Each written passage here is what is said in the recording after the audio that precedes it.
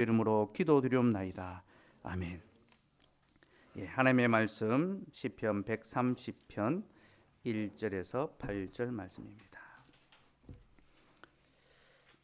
시편 130편 1절에서 8절입니다. 하나님께서 말씀하십니다. 하나님의 말씀을 들으십시오. 여호와여, 내가 깊은 곳에서 주께 부르짖었나이다.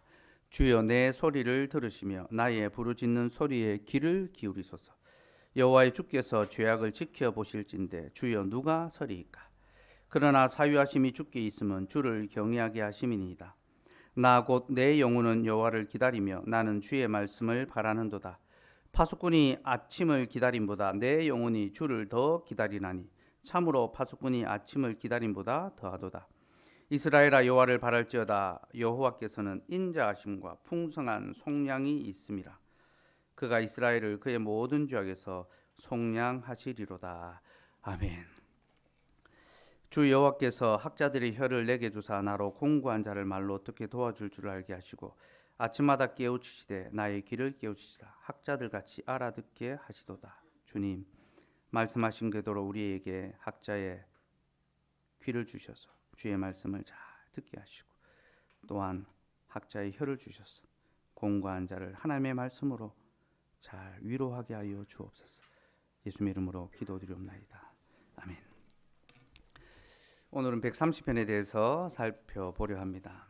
설교 제목은 우리는 죄인입니다. 이고 설교 대지는 첫째, 우리는 수렁에 빠진 죄인입니다. 둘째, 우리는 회개하는 죄인입니다. 셋째, 우리는 용서받은 죄인입니다. 이렇게 말씀을 전하랍니다. 근데 오늘은 첫 번째 대지를 중심으로 우리는 수렁에 빠진 죄인입니다를 중심으로 설교하고요. 회개하는 죄인은 수요일에 전하고 또 용서받은 죄인은 다음 주일에 좀 더 자세하게 나누려고 합니다. 첫째, 우리는 수렁에 빠진 죄인입니다. 은금대 성도님이 수술 때문에 입원해 계시는 동안 집에서 키우던 강아지를 저희 가정에서 잠시 좀 돌봤습니다. 한 달여 돌봤는데 이름이 토리입니다. 걔가 참 그냥 보면 그렇게 안 예쁜데 하는 짓을 보면 참 예쁘고 사랑스럽더라고요. 그래서 한 달여 집에 데리고 있으면서 사람들이 왜 개를 키우는지 그 이유를 알겠더라고요. 개가 주는 기쁨이 있더라고요. 특히 집에 딱 들어가면 얼마나 이 열렬하게 환영하고 앵기고 막 달려오고 이 환대받는다라는 게 얼마나 기쁜 것인지 사람이 할 수 없는 전적인 전심을 다한 환영과 환대를 하더라고요.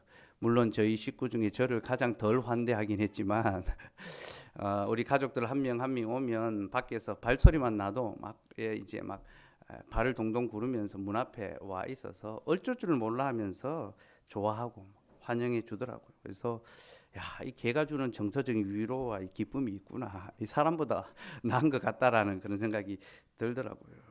네. 근데 이 토리가 아직 좀 어려서 이제 저희 집에 올 때는 이제 똥오줌을 잘 못 가렸습니다. 배변 훈련이 아직 덜 돼가지고 그래서 아무 데서나 이제 변을 이제 받습니다.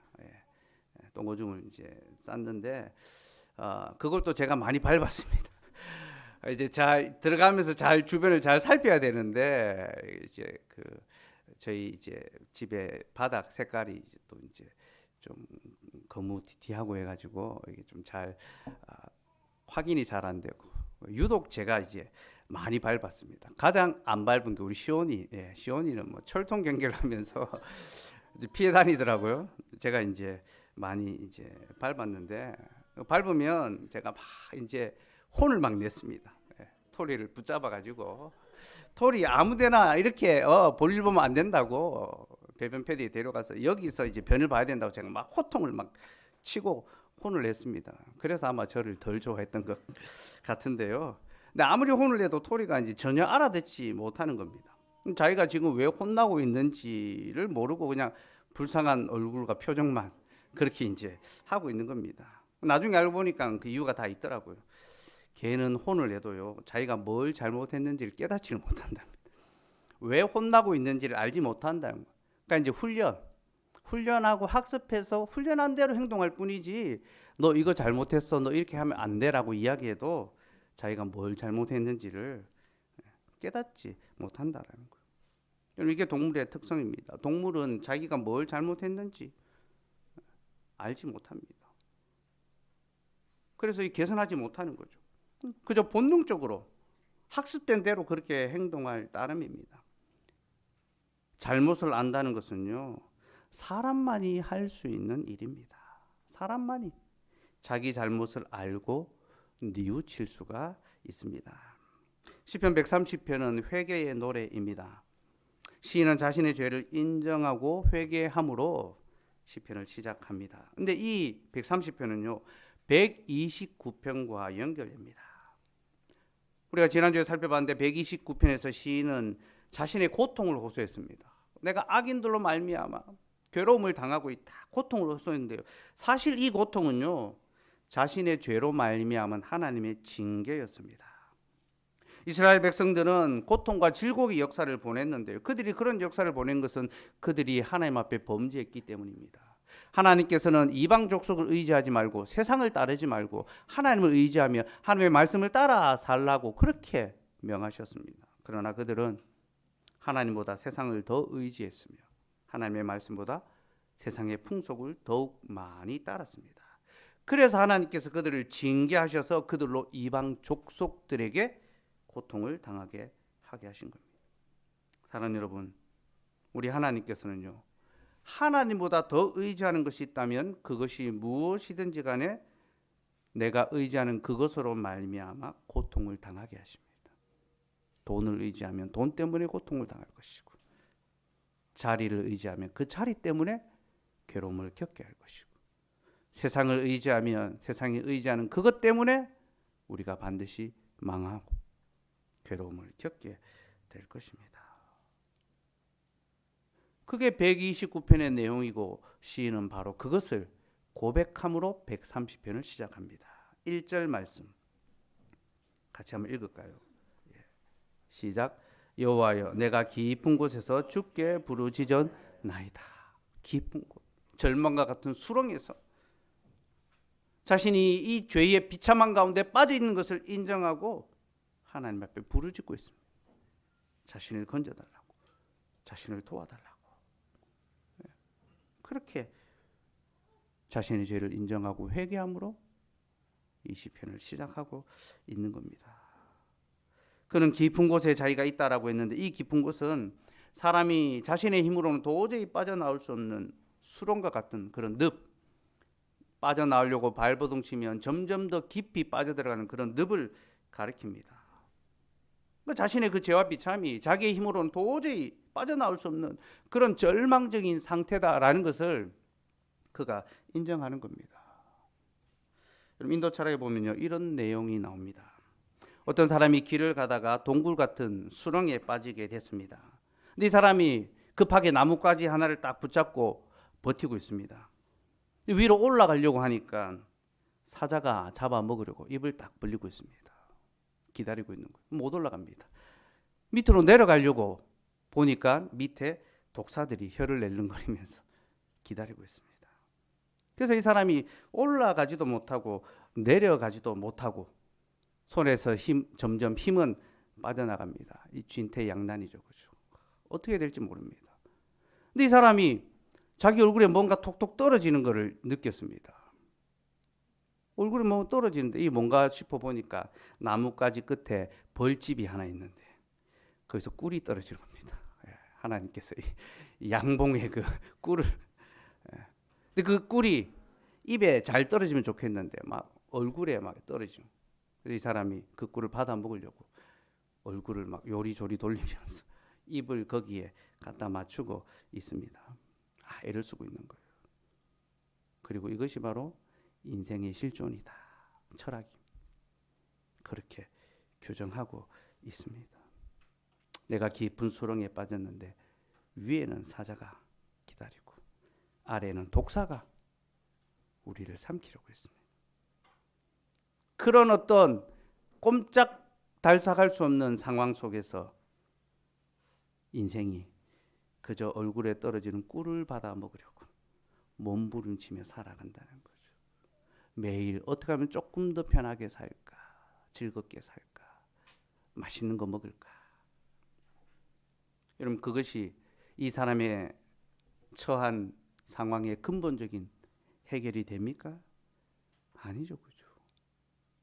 이 사람에게 필요한 것은 그 상황에서 구원받는 것인데 그저 그 상황을 조금 더 재미있게 견딜 수 있는 그 방법을 택하는 것.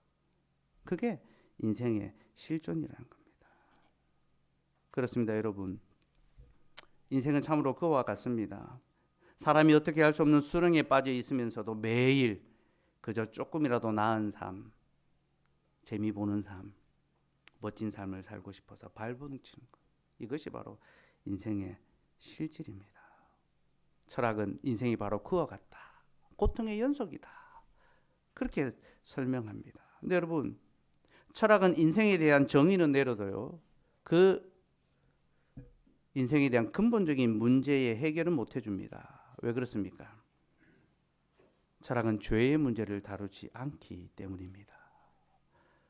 인생을 관찰해 보니까 힘들고 수고스럽고 자기의 어떤 운명을 스스로 극복하지 못하는 것이 인생이더라. 그렇게 정의를 할 수 있지만 그 근본적인 문제를 해결하지는 못하는 겁니다.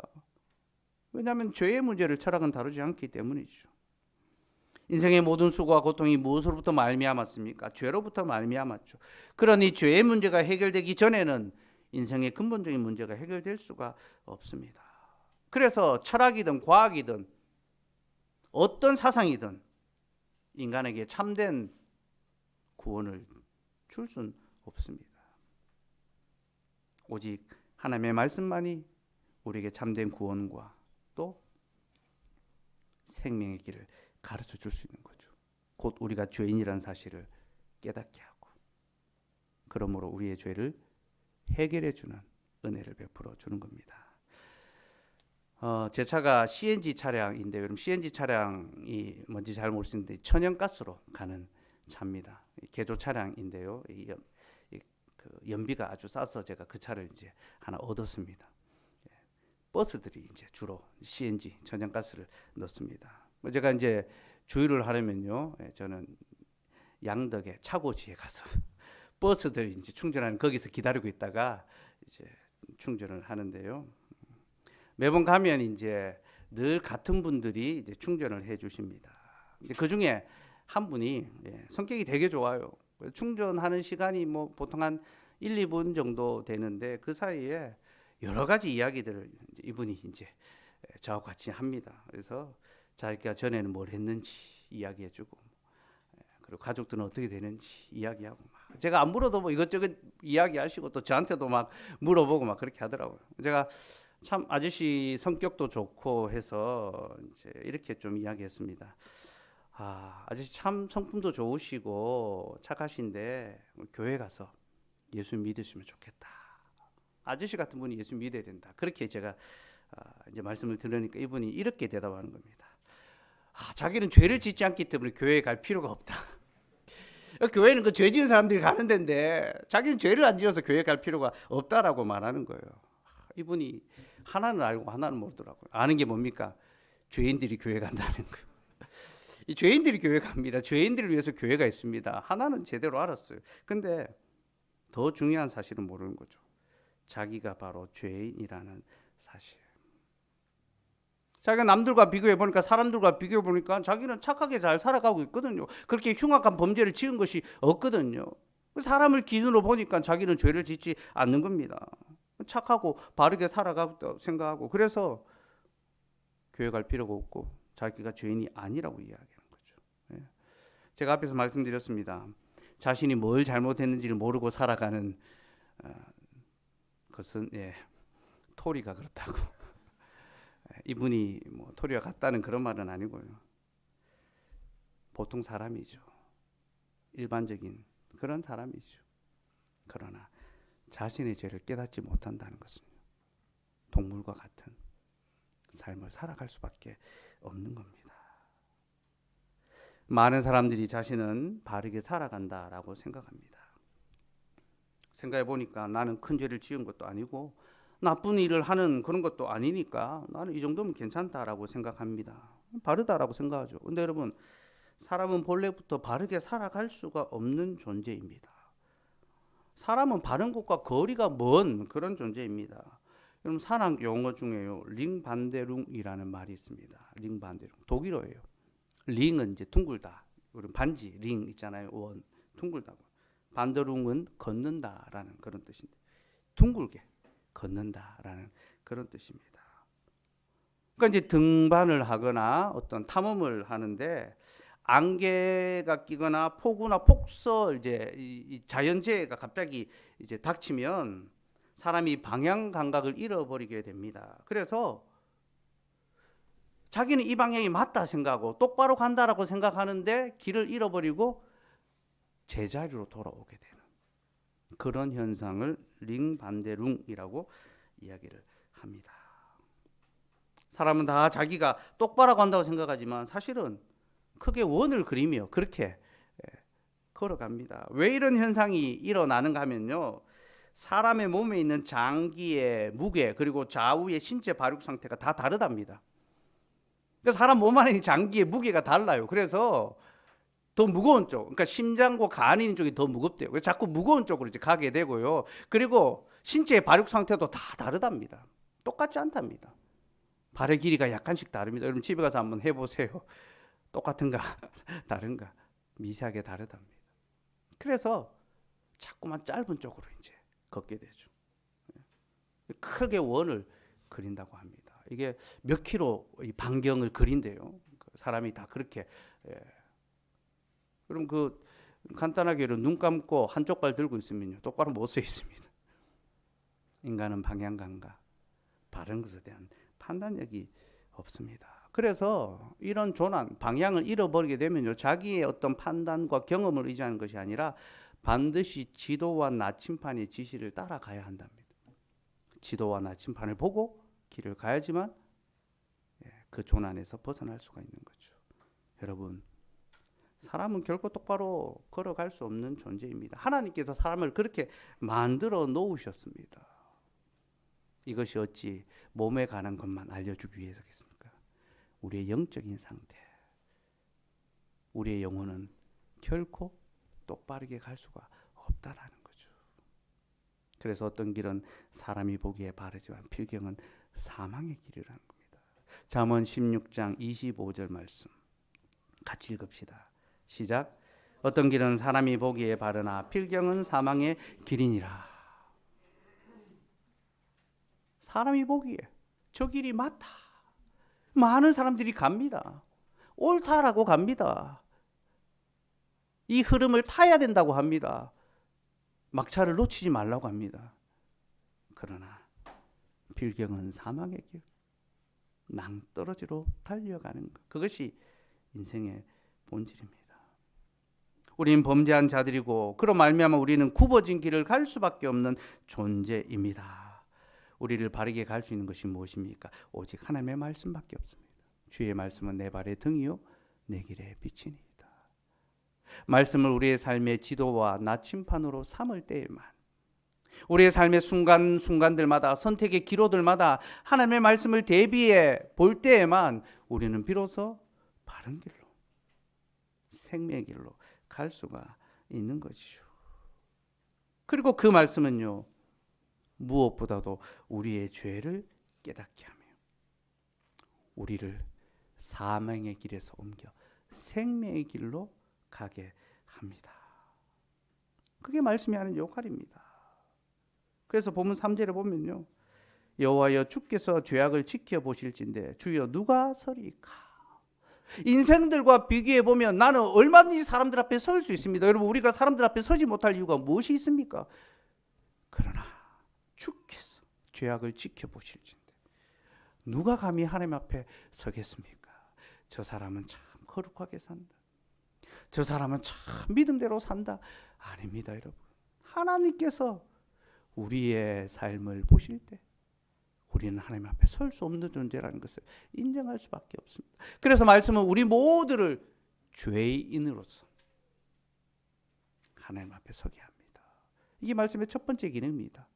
말씀의 첫 번째 기능, 우리의 죄를 깨닫게 하는 것. 우리가 죄인이라는 사실을 깨닫게 하는 것이 말씀의 첫 번째 기능입니다. 시편 19편 12절 말씀도 봅시다. 같이 읽읍시다. 시작. 자기 허물을 능히 깨달을 자 누구리요? 나를 숨은 허물에서 벗어나게 하소서.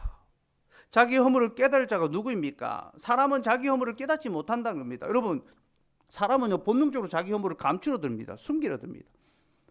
우리 아이들 키워보면요, 뭐 잘못하면요 그거 숨깁니다. 우리도 그렇게 살아왔고 우리 자녀도 그렇게 살고 계속 그렇게 살아갈 것입니다. 그 인생의 어떤 본질이죠. 속이고 숨기고 감추는 것이. 자기가 죄인이라는 것을 인정하는 것이 쉽지 않습니다. 여러분, 우리가 우리의 허물을 깨달을 수 있는 것은요, 그 가운데 하나님의 말씀이 들어올 때입니다.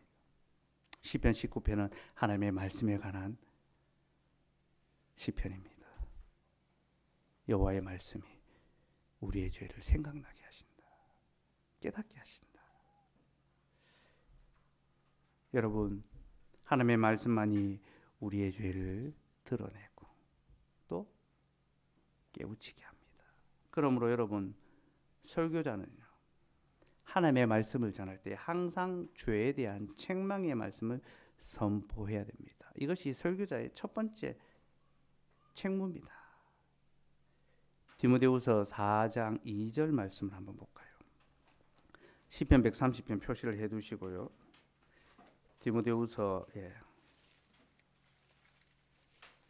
4장 2절 말씀 같이 읽읍시다. 시작. 너는 말씀을 전파하라. 때를 얻든지 못 얻든지 항상 힘쓰라. 범사의 오래 참음과 가르침으로 경책하며 경계하며 권하라. 이 말씀 옛날에 노방전도할 때 많이 사용했습니다. 목사님이 전도하러 갈 때마다 이 말씀 딱 읽고 나가서 빨리 전도해라, 복음 전해라. 토요일이면 주일이면 예배 마치면 늘 나가서 전도했던 기억이 있습니다. 그런데 여러분, 이 말씀은 노방전도를 강조하는 그런 말씀이 아닙니다. 너는 말씀을 전파할 때 너는 디모데를 가리키고 디모데는 에베소 교회의 목회자였습니다. 그리고 말씀을 전파할 때 이것은 설교하라, 선포하라 라는 뜻입니다. 그래서 이 말씀은 목사들의 설교 사역에 관한 말씀입니다.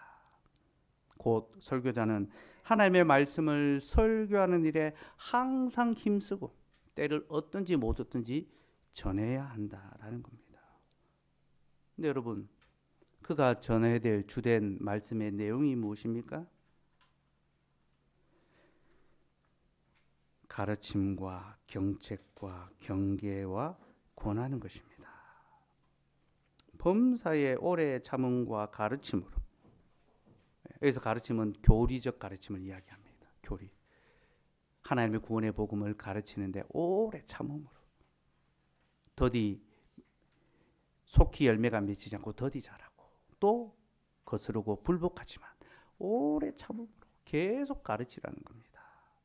그리고 경책하며. 경책한다라는 말은요, 유죄로 판결하다, 질책하다라는 뜻입니다.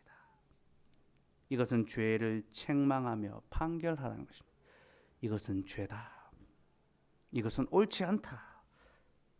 판단하고 책망하라는 것입니다. 경계한다라는 말은요, 드러난 죄를 벌한다라는 뜻입니다. 드러난 죄를 벌한다. 잘못을 책망한 후에 책벌하는 거죠. 벌을 하고 그 죄의 문제가 다시는 교회 안에 들어오지 못하도록, 그 사람에게 들어오지 못하도록 벌하는 것입니다. 그리고 마지막으로 권하라라고 합니다. 그래서 권한다라는 것은 위로하다, 용기를 북돋아 준다. 파라칼레소인데 파라클레이토스 성령의 사역과 연결되는 겁니다. 위로하고 격려하고 북돋아 주는 거죠. 책망과 책벌 후에 그가 다시 복음에 합당한 삶을 살아갈 수 있도록 위로하고 격려해 주는 것이 바로 설교 사역이라는 겁니다. 여러분, 설교자는 구원의 교리를 전파해야 되는데 그 구원의 교리는 첫째 죄를 책망하는 것이며 둘째 죄를 책벌하며 셋째 그 죄를 이길 수 있도록 위로하는 것입니다. 이것이 하이델베르크 율문답서가 우리에게 이야기하는 위로의 소망입니다. 우리가 이 영원한 위로를 얻기 위하여 알아야 할 지식이 무엇입니까? 우리가 얼마나 큰 죄인인지, 그 죄로부터 어떻게 구원을 받는지, 하나님께 어떻게 감사의 삶을 살아갈 수 있는지, 이 말씀의 기능이죠. 죄를 책망하고 그 죄를 해결하고 이제는 감사의 삶을 바르게 살아갈 수 있도록 격려하는 것, 이것이 바로 말씀의 역할입니다. 설교자는 바로 그것을 전파하고 그것을 가르쳐야 합니다. 그러나 여러분, 죄를 책망한다는 것은 결코 쉬운 일이 아닙니다. 누구든지 그런 이야기를 듣고 싶어 하지 않습니다. 싫어합니다. 그래서 여러분, 설교 사역은 사람들로부터 저항을 받게 되어 있습니다. 어떤 설교자가 하나님의 말씀을 바르게 전파한다면 그는 반드시 사람들의 저항에 부딪힐 것입니다. 3절과 4절 말씀 같이 읽읍시다. 시작. 때가 이르리니 사람이 바른 교훈을 받지 아니하며 귀가 가려워서 자기의 사욕을 따를 스승을 많이 두고 또 그 귀를 진리에서 돌이켜 허탄한 이야기를 따르리라. 여러분, 무엇이라고 합니까? 사람들이 바른 교리를 받지 않고 책망과 교훈과 바르게 하는 그 하나님의 구원의 말씀을 받지 않고 귀가 가려워서 자기의 욕심을 채울 스승을 찾는다라고 합니다. 그저 내 가려운 데를 긁어주고 내 귀에 듣기 좋은 그런 설교를 하는 자들을 찾아다닌다는 겁니다. 자기의 귀를 시원하게 해줄 설교자가 어떤 설교자입니까? 죄를 책망하는 것이 아니라 그를 이해하고 공감해주는 설교자. 딱딱한 교리의 가르침보다 그저 재미있는 말과 사람의 마음을 즐겁게 해주는 그런 이야기를 들려주는 설교자를 더 선호한다는 겁니다. 성경은 우리에게 그런 시대가 올 것이라고 경고하고 있습니다. 그리고 그런 시대가 왔습니다. 지금 우리 시대가 바로 그런 시대죠. 여러분, 우리 시대는 죄에 대하여 말하는 것을 불편하게 여기는 시대입니다. 교회에서 설교 중에 더 이상 죄에 대해서 말하는 것이 힘들어지는 그런 시대입니다. 오늘날 설교는요, 죄에 대한 책망이 아니라 성도들을 이해하고 공감하는 데 많은 초점이 맞추어져 있습니다. 현대 설교학의 포인트가 거기에 있습니다. 여러분, 신학교에서 설교학을 가르친 분들이 다 하나님의 말씀이 어떻게 바르게 전파되고 있느냐, 이것보다도 이 설교가 사람들에게 얼마나 공감이 되고 얼마나 잘 들리느냐. 설교를 구원의 교리를 전파하는 것보다 레토닉, 어떻게 연설할 것인가, 어떻게 공감할 것인가, 거기에 초점을 두고 설교를 가르치고 전하는 그런 시대가 되어 버렸습니다. 그게 우리 시대의 실질입니다.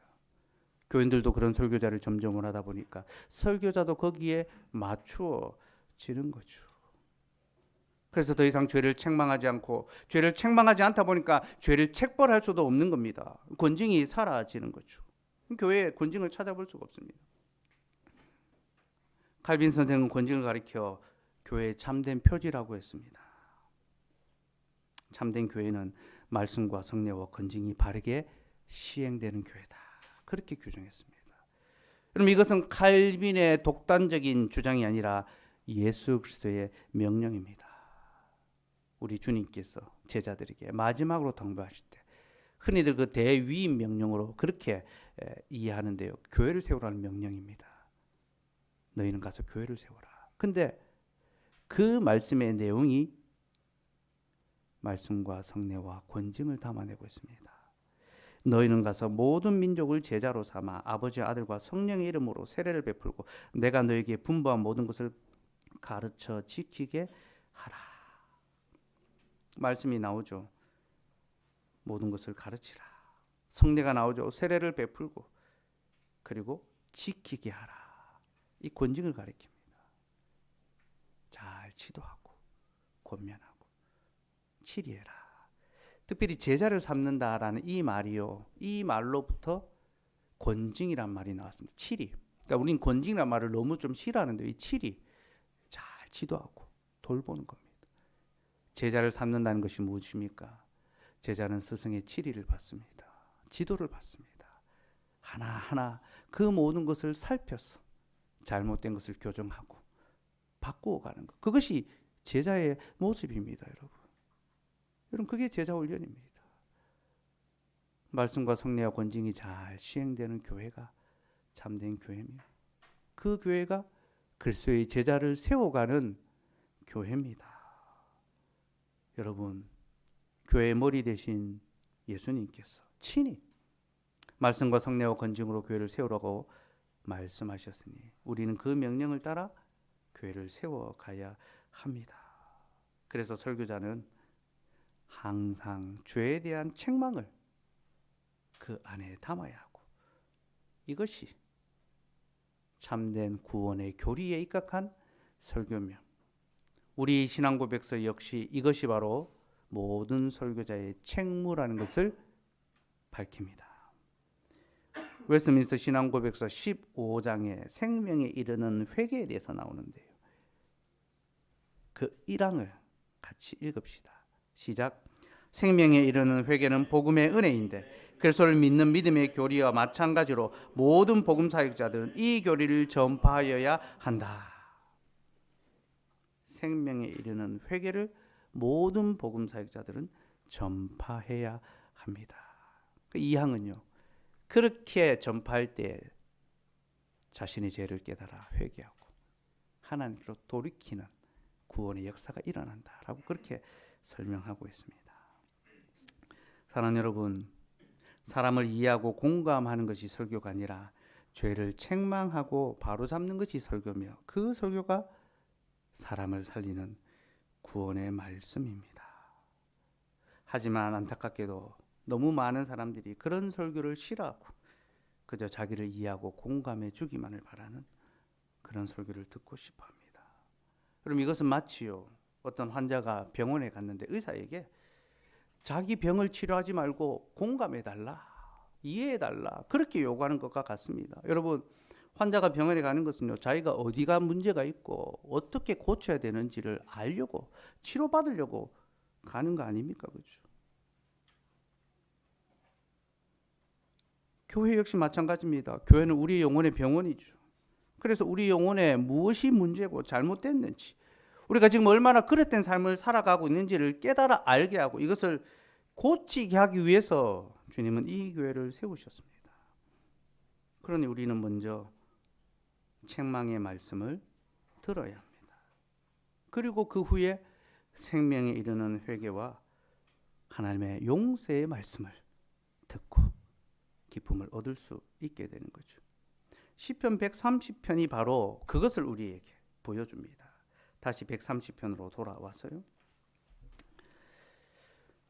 시인은 자신이 깊은 수렁에 빠진 죄인인 것을 인정하고 하나님께 진정으로 회개합니다. 2절에 주여 내 소리를 들으시며 나의 부르짖는 소리에 귀를 기울이소서.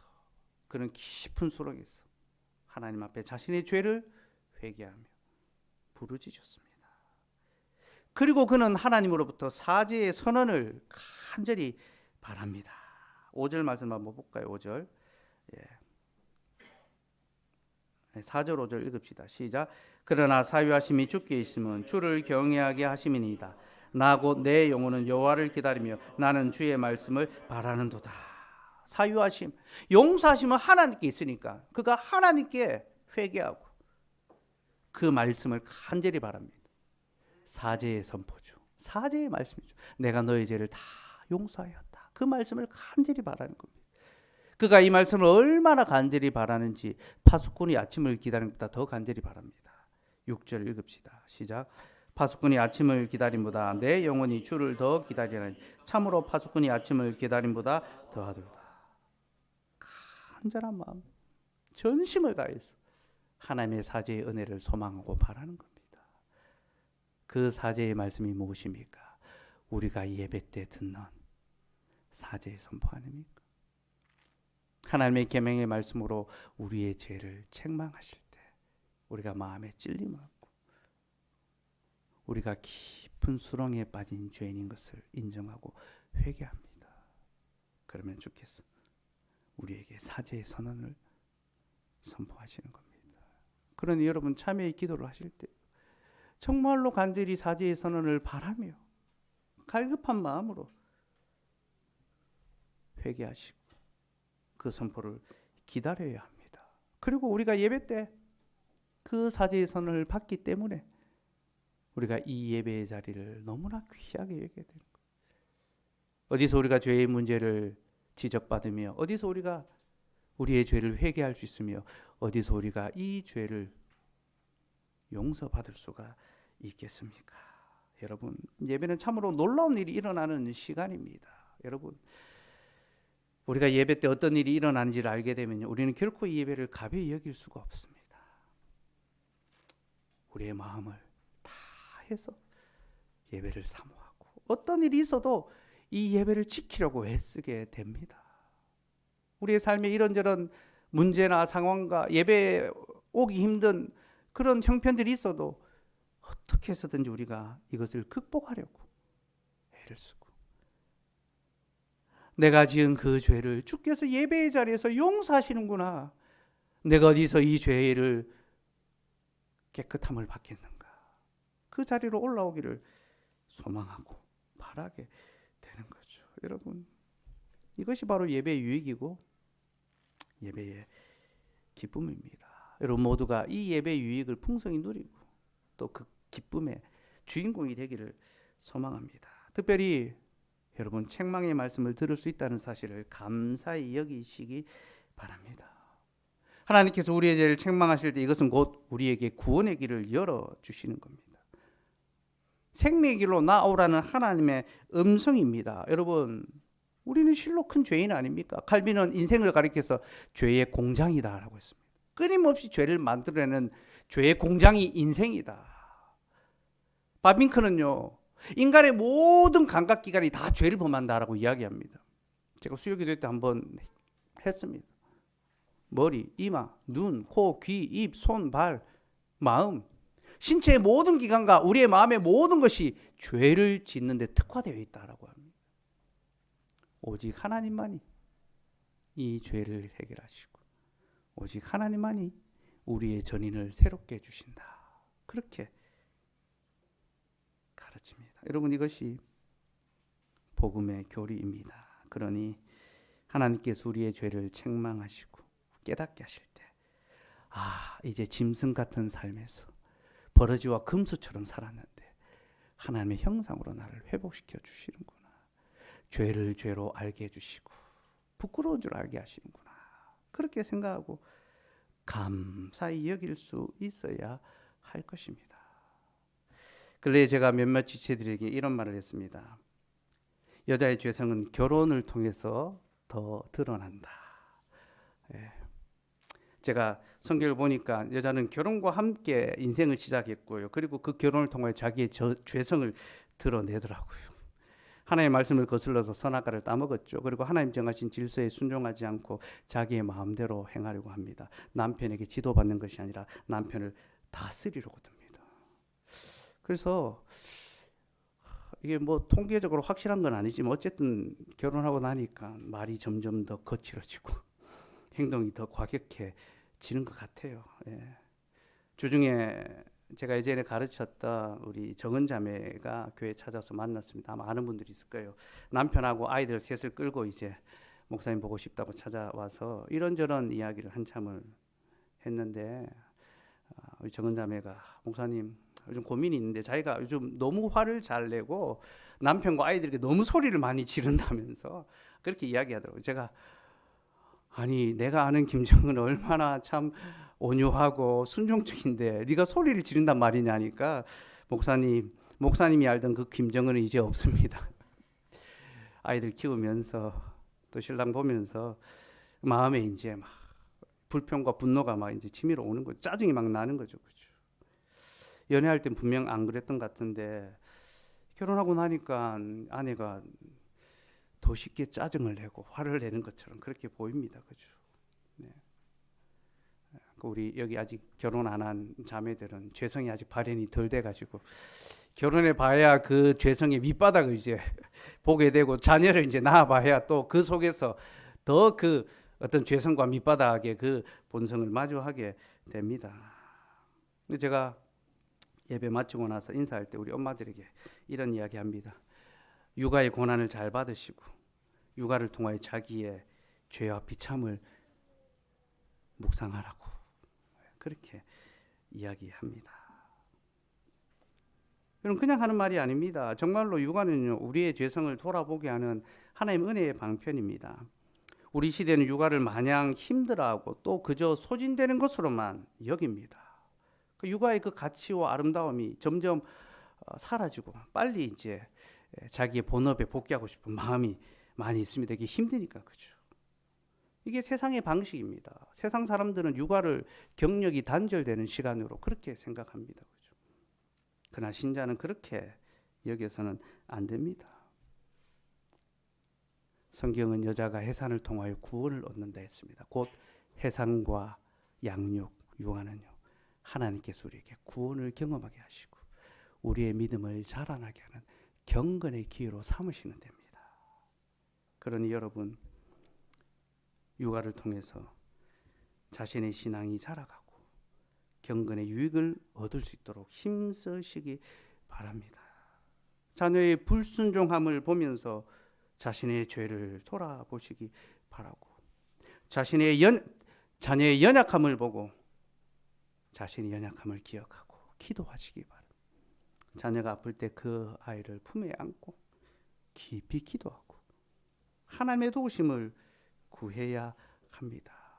이 내용들을 제가 이제 4월부터 아내들 모임 때 같이 나누고 같이 기도하고 같이 교제할 예정입니다. 사랑하는 여러분, 특히 어머니 된 자매 여러분, 엄마가 된다는 것이 얼마나 힘든지 되어보지 않은 사람은 알 수가 없습니다. 그러다 보니 좋은 엄마가 되고 싶고 좋은 아내가 되고 싶은데 자꾸만 쉽게 짜증이 나고 불평이 되고 남편이 빨리 퇴근하기만 바라고 퇴근하면 이 육아의 지옥에서 벗어나겠다 그거 하나를 바라보고 기다리는데 또 남편은 또 빨리 안 옵니다. 그러면 마음에 더 격분함이 생기고 그렇게 하죠. 그러나 여러분, 우리 신자들은요, 육아를 그렇게 대하지 않습니다. 하나님께서 나로 구원의 은혜를 경험하게 하시고 나의 믿음을 자라게 하시고 경건의 기회로 주신 것이 바로 육아의 시간입니다. 그러니 여러분, 자신의 삶을 잘 돌아보시고 회개할 것들 회개하고 아내와 여자와 엄마로서의 믿음의 삶을 잘 살아가실 수 있길 바랍니다. 제가 이렇게 이야기하니까 목사님 남자라서 여자에 대해서만 이렇게 말한다라고 그렇게 생각할지 모르겠는데 그렇지 않습니다.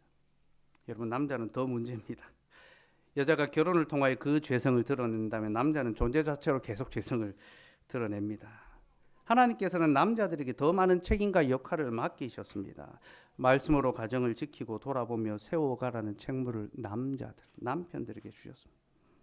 그래서 남자들은 말씀을 잘 가르치고 잘 지도하고 가정을 잘 섬겨야 합니다. 그러나 이런 남자를 찾아보기는 정말로 힘듭니다. 남자들은 너무나 부족하고 모든 것에 게으르고 나태하며 자기가 하고 싶은 것만 하려 들고 무절제하고 방탕합니다. 남자들은 가정에서 경건회를 인도하기보다 축구하기를 더 좋아합니다. 내가 하고 싶은 건 꼭 해야 되거든요. 내 취미 활동은 소중한 거거든요. 그건 꼭 지킵니다. 그렇죠? 성경 읽고 가정을 위하여 기도하기보다 먹고 마시고 놀고 쉬는 거를 더 좋아합니다. 여러분, 이래서는 안 되죠. 그렇죠? 하나님께서 남자들에게 주신 그 책무를 회피하지 않고 감당할 수 있어야 합니다. 우리 아내분들이 남편이 빨리 퇴근해서 좀 이 육아의 짐을 덜어주고 아이와 놀아주고 집안일을 도와주기를 바라는데요. 사실 아내들이 남편들에게 바라야 하는 것은요, 남편이 퇴근해서 경건회를 인도하고 나와 자녀들을 말씀으로 잘 돌아보고 가르칠 수 있도록 그걸 기대해야 됩니다. 그걸 소망해야 됩니다. 그래서 경건의 시간을 확보하도록 해줘야 됩니다. 들어가서 말씀 좀 읽어라. 기도 좀 해라. 신앙의 성숙과 그 자람을 이루어가고 그것으로 우리 가정을 말씀으로 잘 돌아보고 위로하고 세워가면 좋겠다. 여러분 그게 현숙한 아내고 그것을 바라는 아내들에게 하나님께서는 좋은 남편을 주시고 말씀으로 가정을 세우는 그런 남편을 만나게 하십니다.